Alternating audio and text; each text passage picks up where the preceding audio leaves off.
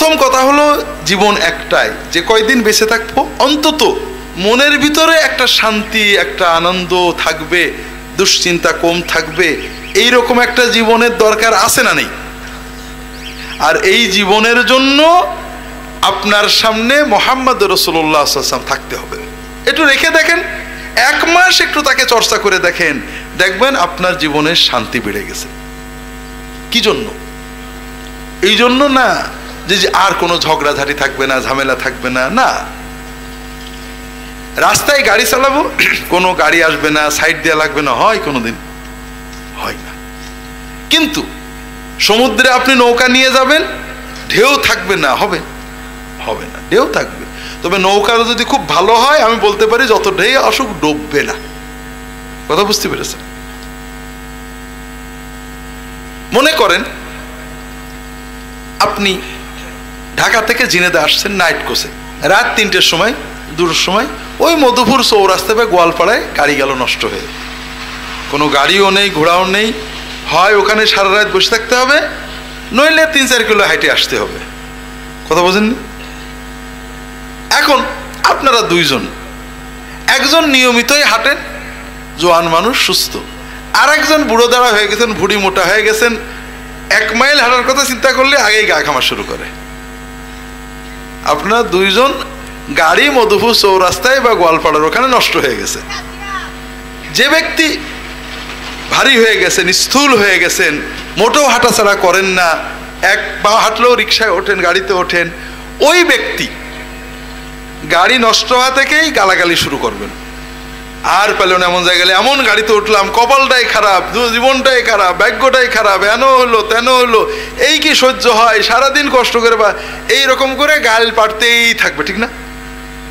এই যে কয়েক হাজার গালি পাড়বে, এতে কি ওই ব্যক্তির কষ্ট কমবে কিনা?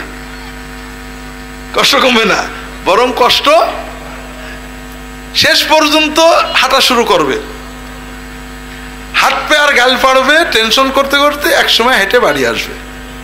কারণ 3 কিলো 4 কিলোর জন্য কতক্ষণ কাহাতক সেই রাত সকাল 10টার মধ্যে বসে থাকা দেয়, হাঁটিয়ে চলে আসবে। কিন্তু তার এই হাঁটার যে 2 ঘন্টার সময় গেল, কয়েক লক্ষ গালি পেড়েছে, নিজেকে গাল দিয়েছে, ভাগ্যকে গাল দিয়েছে, গাড়িওয়ালাকে গাল দিয়েছে, দিতে দিতে বাড়ি ঢুকছে।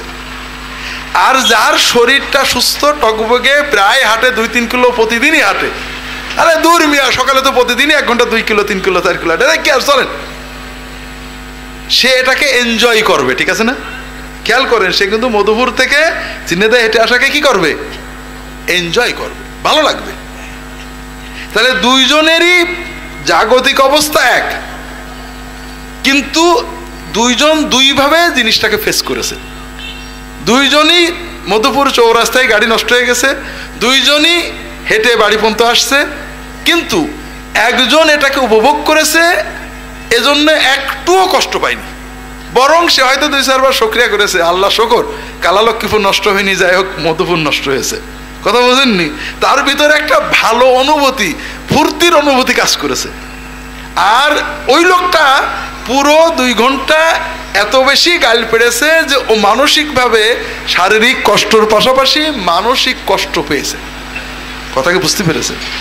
আমরা যখন রাসূলুল্লাহ সাল্লাল্লাহু আলাইহি ওয়াসাল্লাম সিরাত অধ্যয়ন করব, তখন আমাদের ভিতরে ওই ছেলেটা যেমন প্রতিদিন 2-3 কিলো হাঁটার কারণে তার ভিতরে এনার্জি শক্তি বেড়েছে, সে তার এই 3 কিলো হাঁটাটাকে উপভোগ করেছে। আমাদেরও কলবের, আত্মার, মনের, প্রাণের শক্তি বেড়ে যাবে। আমাদের মাঝে মাঝে 3 কিলো হাঁটতে হবে, কিন্তু আমাদের খারাপ লাগবে না, উপভোগ করব। মানুষ গালি দেবে, খারাপ লাগবে, এরপরে দেখবেন ওটা কোন সময় যেন আনন্দ লাগছে। একজন মানুষ গলায় রশি টান দেবে, কষ্ট লেগেছে, হঠাৎ করে হাসি পেয়ে গেল, যা লোকটা কি পাগল। এটা আপনার ভিতরেই শক্তি এসে যাবে যে আপনি এই ধরনের পরিস্থিতিকে উপভোগ করতে কষ্ট লাগবে না। কথা কি বুঝতে পেরেছেন?